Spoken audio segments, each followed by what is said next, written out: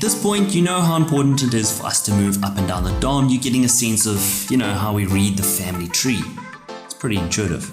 And we're going to get into now more practical approach. We're going to be looking at what methods we can use to access directly from the DOM API to move up and down this tree. So it's super exciting and I hope you're having fun. I've also got this coffee.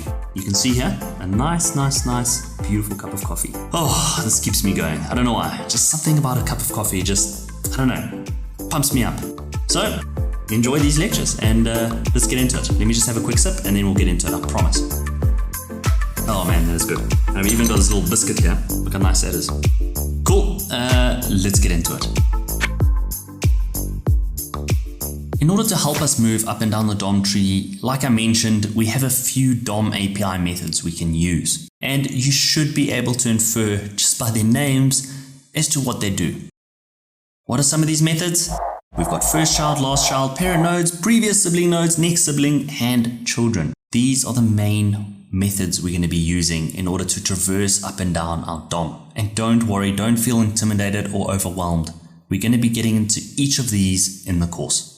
But enough said, let's start seeing what these do. Again, let's call up our code. This is what we did together, remember? And the starting point is this main tag. That's our wrapper for everything. This is the starting point. Now, for this example here, I want us to ignore that middle div tag. I want us to ignore that ID wrapper. So let's just pretend we don't have it. I only want us to look at the H1 tag and the bottom div tag. And the only reason I'm doing this is, the page is going to get very messy if I just include more and more elements. I just want us to look at these two. With that said, let's draw it out.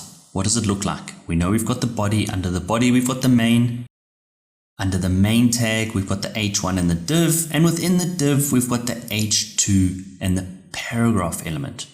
This is how we can map it out. This is how we can paint the DOM. And the first thing I want us to look at, the starting point is with parents. That's right. And as I mentioned, the name itself gives it away and it's pretty intuitive. So let's say we start at the very bottom of our tree, the H2 and the paragraph element. We know that their parent nodes, if we type the method parent node on that H2 element, we're going to get returned what? We're going to get returned its parent, being the div element. Makes sense, makes sense. And likewise with the next level up, we've got the H1 element, we've got the div element. Their parent nodes are that main element. And of course, we can do exactly the same with main. Alright, before we go further, I want us to just look at an example of using the parent node. Let's say we are stuck on the H2 tag, or that's currently where we are in our code. How do we access properties on the great grandparent of H2? That is, not the parent, not the parent's parent, but the great grandparent. The body tag. How do we get all the way up there if we're sitting on the H2 tag? As it turns out, the answer to this is pretty easy because we are allowed to chain properties and methods together. Let me show you what I mean. Let's jump to the console. Alrighty then. Man, I remember seeing that movie. Do you remember, what's it called? Ace Ventura. That's right, Pet Detective. He always used to say, alrighty then. What do you want? HDS, sir. And how are you this afternoon? Alrighty then. I have a package for you.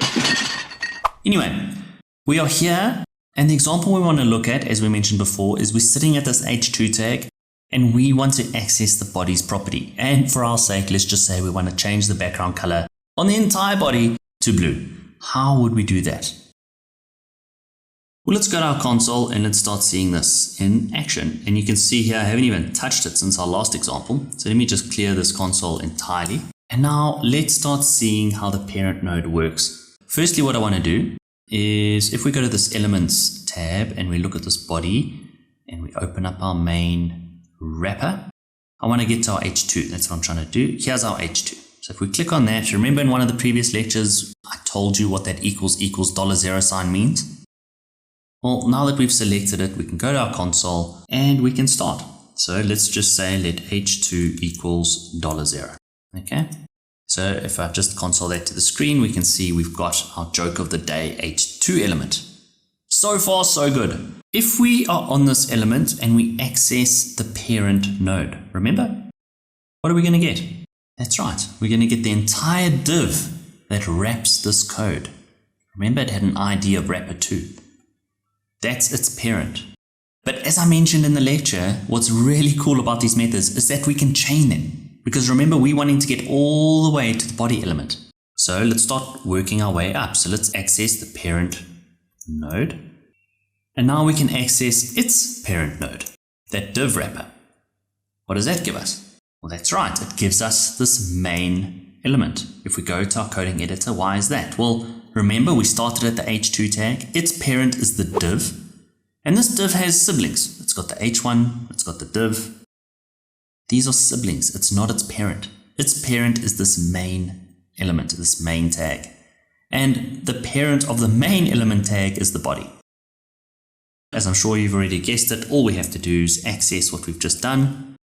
You know what? Instead of retyping it out, I'll give you a quick pro tip. You can press the up arrow on your keyboard. And that just gives you the last code portion that you wrote. So instead of us writing it again, we can just click the up arrow. And now we know this gives us the main element. All we're wanting to do is access its parent.